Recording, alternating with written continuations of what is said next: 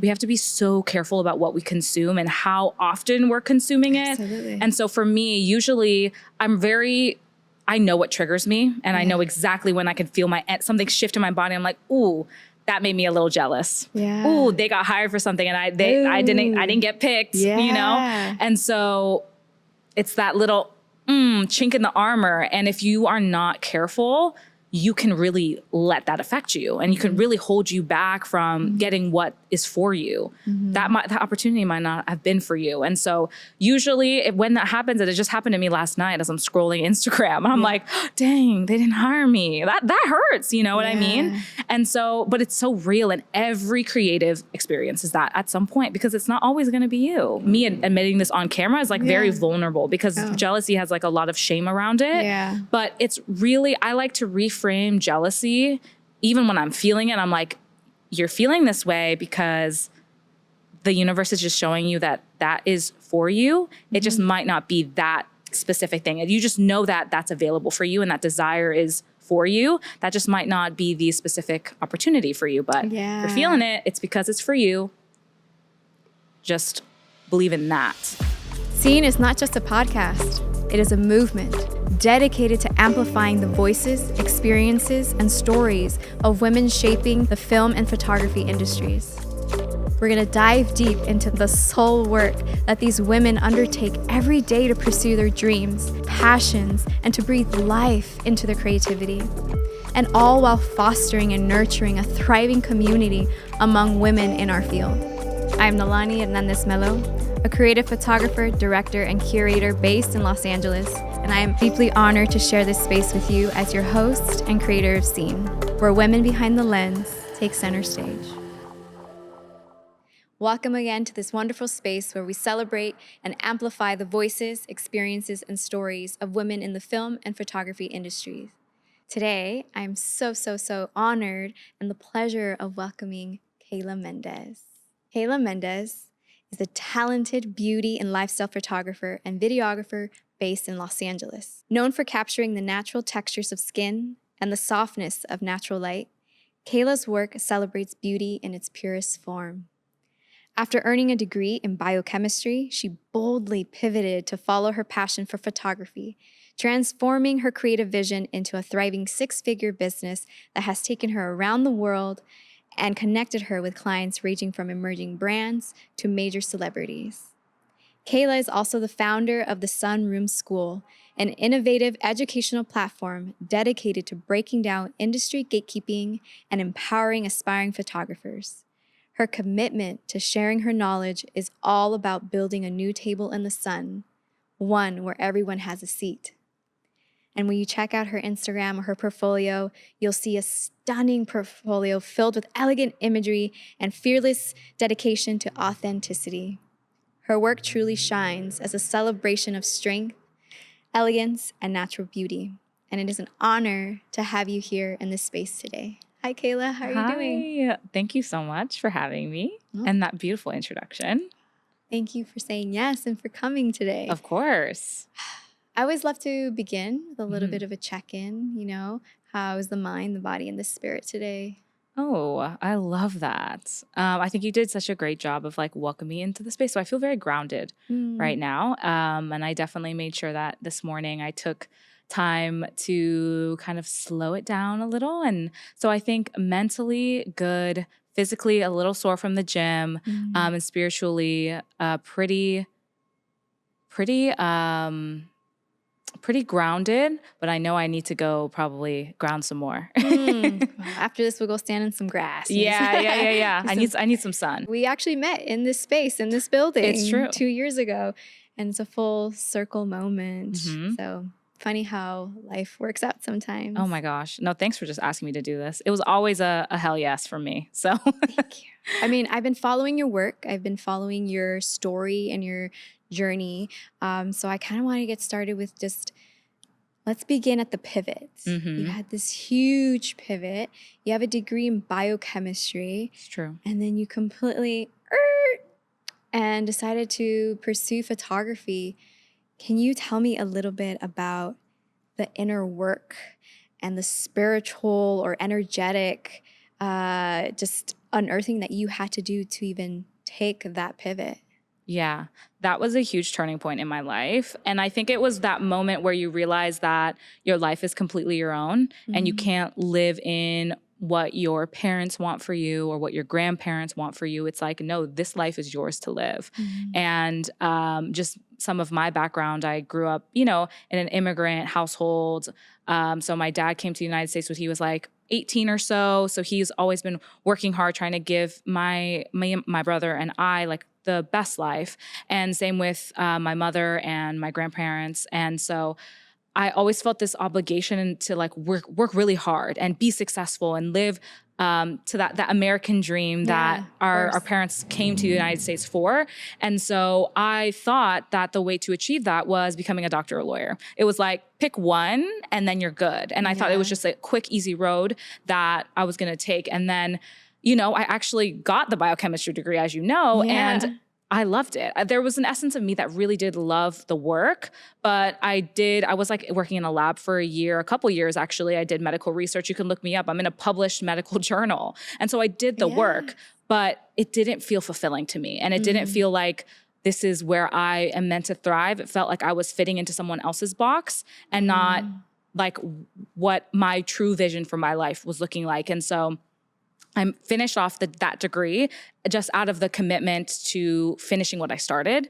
And so I wanted to do justice in that capacity, but I knew that the life that I wanted to live was so much bigger. It was so much brighter. It was so much more with me being creative. And so it really was all the internal work of me shedding what I thought I had to do and stepping into what I truly desire. And that is a lot of inner work. So I could talk all day about that. Can we take a beat here and actually ask if were there some specific practices or rituals you did to start that inner work to help make that decision? So I actually think what opened my eyes to see that there was something else out there for me besides just, that one straight and narrow path, that biochemistry route that inevitably leads, to a doctor or whatever. It was really travel for me that unlocked that possibility, just the essence that, there is people all over the world simultaneously living different lives in different places. And I'm like, wow, I could really do anything. Like, so I did spend a couple summers in India. And on one of those trips, I was actually the designated photographer for those trips. Because at the time, even though I was in school, that's when Instagram was starting to be up and coming. I was expressing myself through just like images of taking pictures of my friends and posting it online. They were pretty cool. But for some reason, being like the designated photographer for that trip was really the start of that pivot. Wow. And, India is, and I like to say, and like assault on your senses. It's everything all at once. It's like all the extremes. It's beauty. It's like sadness. It's a lot of wealth and a lot of poverty. And so I just was creatively inspired in that space and 100% out of my comfort zone and just kind of leaned into it and kind of expressed myself and explored my own I in that space. And that was the turning point. And it's beautiful to hear that you had almost this awakening or it was 100% clarity awakening. In one of the most spiritual places in this world. Exactly. Like a lot of energy, a lot of spiritual energy. And I did a lot of humanitarian work and just outreaching and reaching out to the community. And I'm like, no, this is what I want to do. I want to be in connection with people in this intimate capacity. And photography was that way for me to do that. It was a way for me to connect with the subject. And I literally fell in love. I mean, I can hear it in your voice that how much you love it. And was there any moments of fear to articulate or to express this change? Especially, I mean, I also come from an immigrant family, and to do things that after you've been doing something, following a path, and to do a pivot, family is so important. And so to communicate that, what was that like?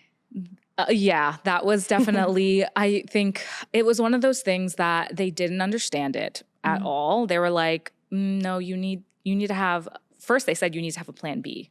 And they weren't very supportive. They were like, that's a hobby, you know, you still finish out your degree. You're still, because they wanted to make sure that I was, you know, doing my due diligence and at least graduating with that degree because it's, you know, that false sense of security. And so I kind of just told them like, hey, this is something I'm interested in. I'm doing it on the weekends. I'm still acing my classes, you know, all these things. But then slowly, it was around my sophomore year of college when I first got interested. So by the time that I graduated, those 2 years between sophomore and senior year of college, I just was shooting on the weekends, almost proving to myself and my parents that like, no, look at what I'm creating. Look at what I'm achieving. Look, I got a couple clients. I'm like, look, I'm making a little bit of money from this. This could be 100% my career after I exit college. And I did try to actually, in my sophomore year of college, did try to transfer to like an art school, like SCAD or something. I literally went to the classes and my parents were like, no. What? You're like, not doing that. They're like, not supportive, but over time they opened up to it. And so by the time that I did graduate college, they let me, not that I needed them, but whatever. So they let me essentially, you know, just go full time. And from that point, I went full time. How did it feel when you finally graduated and pursued it 100%? It was scary. I think it was a lot of unknowns. I think that's the best way to try it. I think especially at that time when you're like fresh out of college, the energy in the air is just different. You know, you have so much energy. It's like the world is your oyster because you've been locked into the confines of education, the educational system for so long. Like, this is my chance to like be free. I was just kind of, okay, let's do it. You know, I was like, let's make this work. And I stayed in my college town for a little bit longer, like 2 extra years, so I could just kind of continue working with the small amount of clients I've had. So I did have a couple things going, but it just felt like freedom. But it was a lot of unknowns. It was a lot of bootstrapping my business. I was never letting myself root in fear though. So I was never quite fearful. I always let it be like a time of like unlimited possibility. I kind of leaned into the uncomfortability of it all. And the uncertainty. And what helps you find the strength to lean into that side versus the fear? Right. I honestly think it's just my optimistic point of view on life. And at that time, I was very grounded in my spiritual faith. So I would say that is actually one of my biggest, like, especially encouragers at that time of my life when I just graduated college, was going full time, really with like a hope and a dream at that point, because I had no idea what it meant to run a business at that time. Truly didn't know a thing. It was a lot of journaling, a lot of laying out in the sun, a lot of just reflection and prayer, and just knowing that God's got me and he has a divine plan for my life, and I'm just going to lean into that, and I know he will fill up my calendar. I would literally look at my calendar blank as can be, nothing, and I'm like, God, you're going to fill that. Wow. And he did. He continues to do that. The power of faith. Exactly. And half of it is him and not me. Yeah. So. No, and I think that ties, you know, back into spirituality. Even when you're manifesting, material, or vision boarding, it all begins with belief or faith. 100%. You know, visualization. Like, that's what it is. Using your mind's eye or imagination to see it clearly, and then giving it to whatever energy or essence that you work with, but having faith in it. So it's really empowering to hear you say that. And this was in Florida, right? When did LA start to whisper in your ear? So around that time, actually. That was like the perfect transitionary question, because it was in that process. I'll never forget, like, laying out in the sun. I was like tanning, I was journaling, and I was actually going through the artist's way. And one of the questions was, what would you do if you know you couldn't fail? And I was like, well, I'd move to LA. And then that was like in 2018. And at that time that seed was planted, I'm like, no, like, I want to move. Like, that's what I want to do. If I knew I couldn't fail, I would just shoot for the stars. And I'm continuing to shoot for the stars, you know? Girl, you are. Like, I see you, I'm like, dang, she's doing it.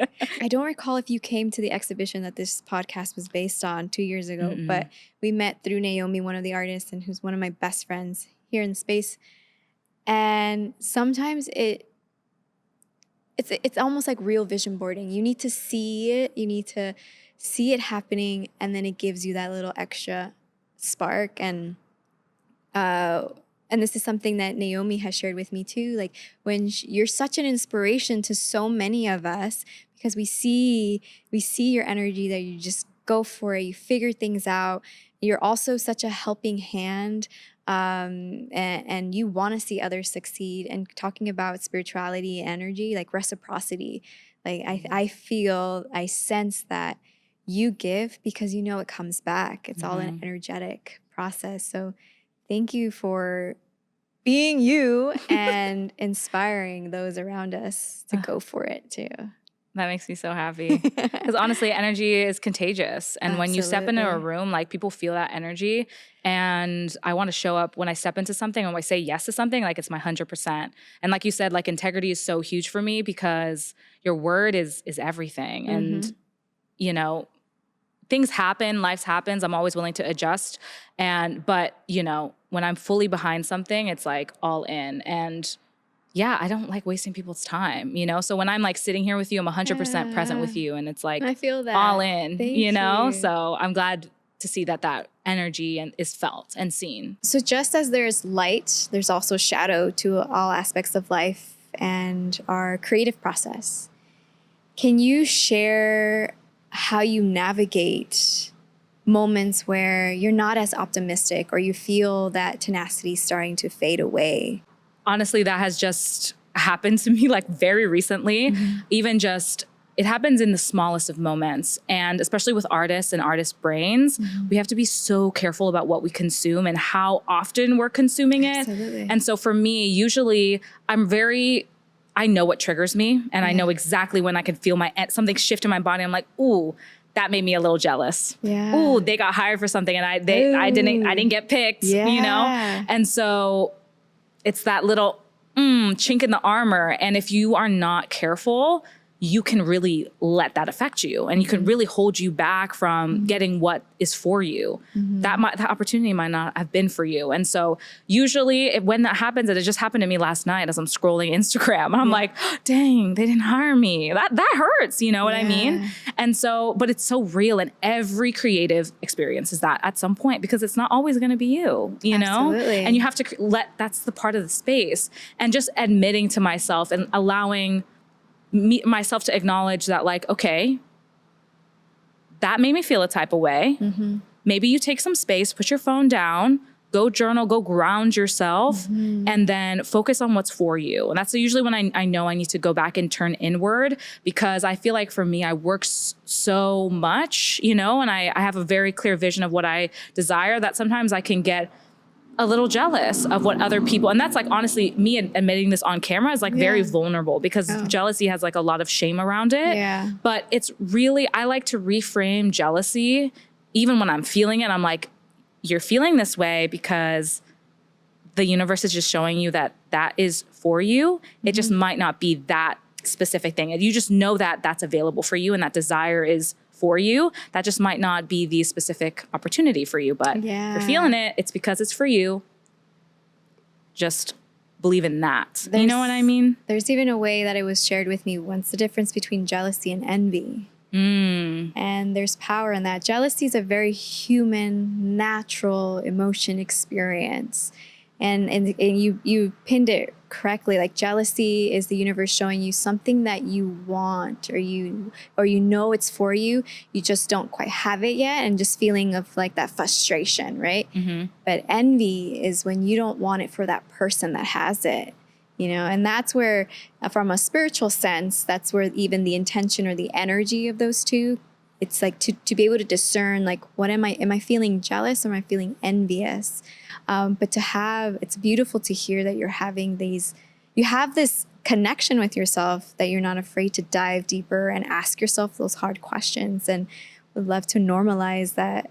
Especially artists and social media, like being so accessible to others' works and your story and everyone's, and I say story with quotation marks, because, you know, social media can curate things in a very specific way. That, I love that you're encouraging us to check in with that jealousy, or check in with those feelings. Reframe it almost. Reframe it. But always, for me, And it's important to acknowledge that we're having it. Yeah. So if we don't acknowledge, it can fester into something else. Yeah. So I have to acknowledge it always, and I can feel it. You know, you just feel. Absolutely. And yeah, as artists, knowing you, knowing your mind, knowing your body is a big, really important. Like, probably understated. Obviously, I teach all the business side, but the inner work is 100%, the 80%. The business, the strategy, all that other stuff is the 20%. Absolutely. Yeah. Well, now, you know, you've touched about how you have this connection with yourself. I want to explore how intuition feeds into your creative process. So I have a question that I wanted to ask. You know, your work celebrates natural textures on skin, the softness of light, and revealing beauty in its purest form. So how do you tap into your intuition to capture the authentic essence of the people you're photographing? Like, how do you listen to your intuition? That is a question that I'm like, I don't think I've ever thought about that, because it's just something that I think it's a lot of trust in yourself first. So let's start there. Or even like somatically, like in your body. Yeah. How do you know when a shot feels good, where a scene feels good, or direction is going? Yeah. Like, you know, you have this deeper connection. So you totally do. And you know you got it when you got it. Yeah. And I've never been able to really pinpoint. That's one of those things that I don't know how I got here. You know, you're really thinking about it, and it's like, I've never been technically trained, but I have studied a lot of imagery. I've consumed a lot of imagery over my lifetime, and I've just always said yes to what felt good. And so if you know, are you familiar with human design? A little bit, yes. Okay, so I'm a generator, and so it's always a hell yes or a hell no for me. Okay. And so I listen to the hell yes. Okay. And when and it's like, how do I describe and get deeper into like that intuition?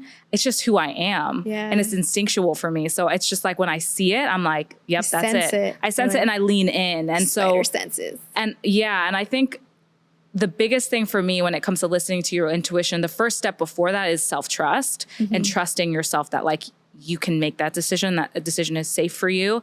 And like, it's a good idea. You know what I mean? Absolutely. Because like, even when we're on set and we make little adjustments, I'm the commander of this ship, you know what I mean? As a director, photographer. So I have to listen to my gut all the time. And it's a lot of self-trust in that first.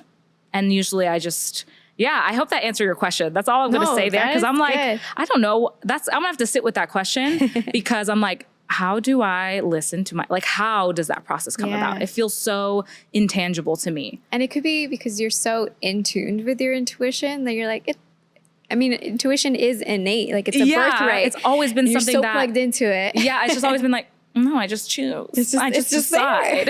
So I'm definitely gonna have to sit with that question, because I'm like, tangibly the steps, how? Well, I have a question now. You talk about trusting yourself and knowing hell yes, hell no. You know, with the sunroom, now you're empowering others and you're educating others. So tell me briefly, like, how did you step into that role of now, like, I want to teach others and empower, and then we can dive into the process and the inner work that you had to do to just breathe that into life.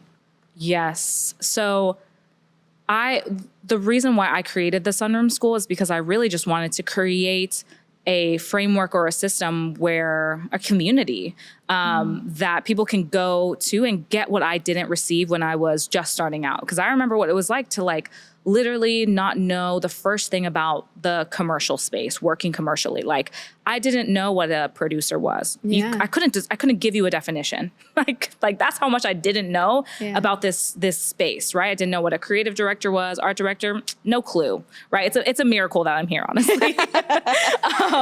But that's where I really started. I started from ground zero, and I know that there are so many other creatives, photographers that think that the only way that they can make a living is through weddings, you know? And I did that for a really long time. And there's no shade in that. Maybe I'll do it again, you know, but from a different place. So I just wanted to empower other creatives that, hey, you can build a thriving business working for brands you love commercially within the industry, and wanted to break through a lot of the gatekeeping, because for a lot of times it was just a lot of people that didn't look like me in the space.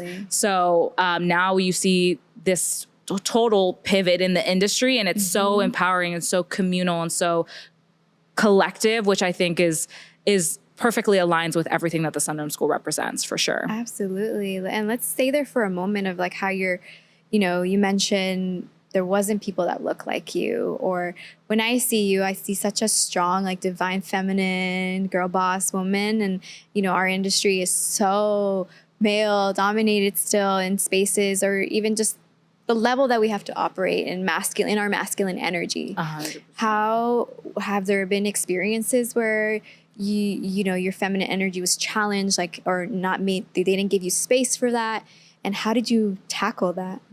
Yeah. And honestly, I've never had a specific instance with like a male photographer or anything like that, or at least nothing I want to bring up now, because nothing is really popping up in my brain. But I think it's honestly more so an internal battle. It always is, where it's just like I lean into my masculine energy, and like, when do you turn that off? Because I definitely am someone who will work a lot, so a lot of the times I'm operating within my masculine, but then when I'm being creative and all this other stuff and on set, I step into my feminine. And so it's like they're both hand in hand, of course. Absolutely. But I feel as though like the challenge is for me is to, sometimes I lean heavy into the masculine energy. And so I have to like check myself almost, because I just admitted this morning to my partner, I was like, I'm a workaholic and we need to do some self-work there. But it's definitely, that's how it shows up for me. And more, there's other directions I can go with that. But as far as the masculine and feminine energy, that's where it plays into my life. And I think you bring up even just having this conversation with you presents it in a different perspective for me, in the essence of like, sometimes it isn't actual physical gender, male against women, it's the energies, right? And this industry, both film and filmmaking and photography, it's grueling, it's physical, but it's so creative, and it's an industry that does require both essences, and every human being has both masculine and feminine, and through social, constructs and everything, we skew. And this is, I recognize the shift that you are mentioning, even that we're trying to make space for the feminine, not just within women, but even in our male counterparts, of like, let's just be in our feels, but also learn to contain it. Because as a collective, we're still all learning. We're such survivors that we're all still learning how to contain space for others, to be vulnerable and to show up. And art has always been that place. But when the real world comes in and sometimes demands hustle and grind. And celebrates it and rewards you for it. So that's the problem, especially with a lot of women in that hashtag women in male fields. But it's like, you get rewarded when you work a lot of time. Absolutely. You know what I mean? It's just like, oh, I'm super busy. That's a good thing. You know what I mean? We don't celebrate when we have slow periods or rest periods. Oh, that's like, actually, I just unlocked something for me, because I just had 2 months of a slow season, and I'm internally feeling like I'm behind. When if I was to lean into my feminine energy, that could be like exactly the thing that I needed. Exactly. You know what I mean? Oh my God, yes. Yeah. I resonate with the feeling of the reward that you get from like, the hustling. But then when you have a child and you're seeing them grow up so fast, and you're like, oh, it's priority check. I missed all those times of like when you were just tiny and figuring out how to say your first sentences, and now it's going by too fast, but I gotta work. Yeah, it's a lot. And I don't know if I'm conveying exactly what's coming up for me right now. It's just a lot of thoughts and emotions of I definitely feel what you're saying. I think what you're kind of describing is something that I've also kind of come to realize is that like the golden ages are right now. Yes. Like the moments that you're going to miss in 10 years are now. Like the good days are now. It's not, you know, we always hoping for more, striving for more, hustling for more, but you don't realize that like, no, you're actually living your dreams right now. Like little Kayla would be screaming right now that she's even on a podcast. Are you kidding? And so same thing with your little one, like the golden age is right now, you know, and that's something I've been really pondering on, especially as I'm watching my grandparents get older, my family, I don't live with them, you know, they're in Florida. So every moment is so precious. Yeah. I'm just like, oh yeah. So that's a whole thing. Absolutely. Absolutely. And then as creatives, it's all these things we're processing somehow, some way makes its way into our work and how we navigate. So I think this is a great way to segue to what is something that checks you, that to bring you back into, all right, slow down. What do you feel in your body when you've been hustling too hard or you realize you need to kind of chill? Usually it happens. It's so subtle for me because I can feel when I'm exhausted, and I will always honor my like energy. So my energy, and I've learned myself so well that like after a shoot, I know that I need like a day off after, you know, I just like have learned myself that I'm like, I need to relax after long periods, like in front of the camera or directing or different things like that. It's either like I feel overwhelmed first, but it's overwhelmed because I don't have clarity. And it's usually because my to-do list is stacked or I don't know the next steps to take a certain business decision. It's like this tension I feel within myself that it's just like, it's like that pressure. I feel like it literally feels like a pressure on my body that is it's internal, but it feels external. And it's usually because I don't have clarity and I need to ground myself and I need to journal. Like journaling is 100%. I think I've said it like 3 times now, like my outlet where I will self-coach myself and process. And usually clarity comes from those moments. And just like a lot of, moments slow moments, whether I'm like going out to the pool to tan and journal and take a beat. But usually that's when I often find the most clarity and how I can remedy that burnout. That's honestly inevitable, especially in this industry. Yeah. How do you maintain balance of being a creative photographer and an entrepreneur? Balance is a myth. That's what I'm going to say to that. And I was actually just listening to another podcast, I feel, before this. And I'm like, you know, balance is, in my opinion, balance is a myth. I always feel like you're going to need different things in different seasons and you're going to lean one way, like whether it's hustle or whatever, or resting, a long period of rest in different seasons. And so, I mean, right now I'm in kind of more of a rest period, but 2 weeks ago I was shooting 4 times a week. But I knew after that, this is my week to rest. And I did feel a lack of clarity. I felt like my editing to-do list was insanely long. I have to get through all this stuff, but I knew that I'm just like, nope, take it easy. These are your rest weeks. And then you'll go back to, your hustle in like another week or so. Yeah. So for me, it's more of that. You mentioned earlier travel. Travel was what sparked that inspiration to pivot. Is travel still a place for you now where you find inspiration or guides you in the next steps of decision? Yeah. You know, I've definitely, over the past couple of years, I've definitely stopped traveling as much, especially since moving to LA. And honestly, just hustling a lot these past 2 years because rent's due, you know? So, and just honestly, a lot of LA is the place I've traveled to. You know, I don't need to go anywhere else. That LA is literally where I want to be. I want to be here. I want to sow my seeds here. So for me, it's like, every place I go is a new place in LA. So I do feel in essence, I'm traveling to LA almost because it was so much for so long. It was the place I was exploring, but now I'm at a good place in my, I think, business and career where I'm actually going on to Japan, in a couple weeks. And so that's very exciting. But I do think travel, especially at the beginning of my career, was huge for my creative process.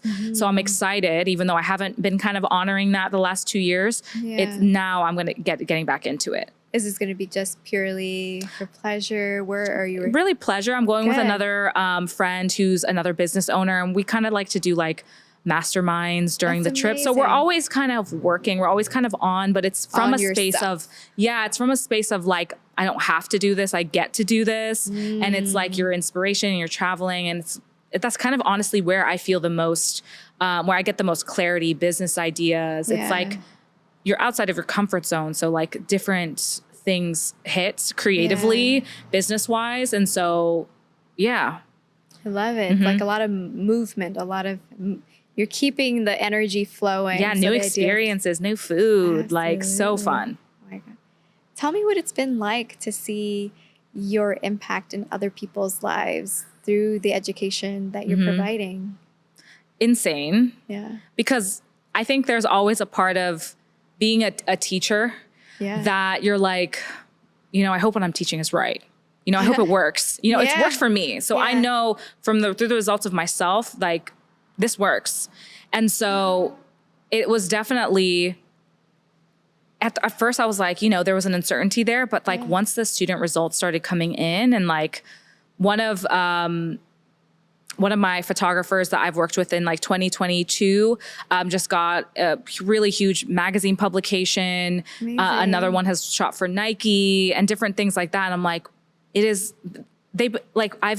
because of my teachings, like that abundance and that overflow has literally like increased their abundance. Like it's overflowed into other people's lives. And honestly, that's literally why I do this. That's it. That's it. Like, it's so empowering because like they can look at contracts and know how to negotiate to literally make more money. Like the most tangible form of abundance there is. And like they get to benefit from that. Absolutely. And I'm like, heck yeah. Did you ever envision this for yourself, that you'd be leading like a community building and educating? Not in this sense, but I always felt like it was definitely something, it's definitely a part of me. And something I've always been a natural teacher, I feel. Like when I was in chemistry, I was a chemistry tutor. I used to teach writing. And I love school. I love school. That's why I finished, I mean, so shout out to the custom. I know. You know what jacket. I mean? So I loved school. I loved teaching. I was like the president of the science club. So I always loved that kind of stuff. So for me, it's like, I never envisioned that this would be the case, but also it makes so much sense when you just look at everything. Yeah. It's just what I am naturally, what I feel is my purpose. I've been naturally born to do this. And I'm like, let's roll. We're all like the little Kaylas out there. No. Is there anything that present Kayla wants to share, let them know that they need to know as they're getting ready for a big pivot, or they're going to take that leap of faith in reaching out to a dream client? Yes. I would say there's so much I want to say to like the younger version of myself. And also just like anyone who is, taking that leap of faith and like trusting themselves or stepping outside of their comfort zone. I want to say first, trust yourself, like take that risk, list like you're good enough. First point blank period, you are good enough and you deserve to be in that space. If that desire is in you, it's because that's meant for you. Maybe it might not be that specific opportunity, so we can't get too attached. But if you feel something, that's what you want, that desire, it's burning inside of you, it's because some version of that is for you. Just relax and let it come. You know what I mean? And put yourself out there. That's how it's going to happen. Like, obviously, don't sit down and do nothing. You have to be proactive, but also have trust that a version of that is for you. It's just a matter of time. Let's leave that there. I feel like, that's really what I want to say to like me, younger me, and anyone who's like in the creative space. I resonate with the part where you said like a version of that is meant for you. Because every year as the years go by, I'm learning, and through like the medicine and spirit work that I do, and with my mom, I'm realizing that the universe does show up for you. It shows up, your guides, your ancestors, like they give you what you're asking for it just may not be in the package or with the bow that you specified, but it's showing up. And if you are doing the work to open your eyes and ears and like listen with every part of your being, like you'll be able to catch it. Yes. Yeah. And it also is like that where you are right now might not be the version of you that is able to hold that opportunity. And you have to kind of be comfortable in that gap, which is like what I feel almost all of the time, because I'm always striving for more and more and more. So I'm always living in some version of that gap between where I am now and where I want to be. And just realizing like, no, that gap is literally, you got to get comfortable there and like lean into that uncomfortability and that desire, because like that is like, that's really where you're supposed to be almost. And like through the lessons, through life, through more time, like you'll eventually become that version of yourself. But there's lessons and things you need to learn along the way so that you can become the version of yourself that can hold those opportunities and call them in effortlessly, you know? And so there's always a lesson there. There's always something, like there's a reason, and maybe this is controversial, but there's a reason why you haven't received that yet. You know what I mean? I absolutely resonate with that. You know, there's a reason why you didn't get booked for that job. And that's hard to hear. But like, and this is also kind of controversial, but like maybe you need to go do more portfolio building shoots because it's just not there yet. And that's just like the hard reality that kind of just has to, you have to look yourself in the face and just being like, it's a matter of time. I'm going to go do what I need to do. And then I know that's for me. You have a well of experience and the courage to share because you are guiding others to see the magic and possibility. So a lot of it is just guiding them to believe in themselves. It's always been there all along. I'm not giving them a magic pill. It's not an overnight success at all. If you take nothing away from any kind of thing that we do with the Sunroom School, it's always mindset, and it always comes back to like, the only thing holding you back is you. And once you kind of learn how to move through that, like the world's your oyster. Yeah. My gosh. Seriously, Kayla, like you got them gems in there. This has been amazing to sit with you and hear your story and thank you for your raw honesty and like you know, for sharing a little in our pause that that you felt safe enough to share these things, because I set the intention for Scene to be that space for us. I see the potential of, even if it's one person, to hear our voices and to hear our stories, and it could help them and change their trajectory and their perspective. And so I just want to thank you for saying yes, for being here, for letting me see you, and you opening up to continue guiding others and sharing a little bit of your light, because girl, it's fucking amazing. You are amazing, and thank you. Are there any final thoughts or words you want to share with our community as we honestly, this was such an amazing conversation. I've thoroughly enjoyed it. And if it impacts one person, that's like literally why we're here. And thank you for creating the safe space, because your questions are amazing. Nothing to add. Thank you so much. Of course. Hey, that's a wrap.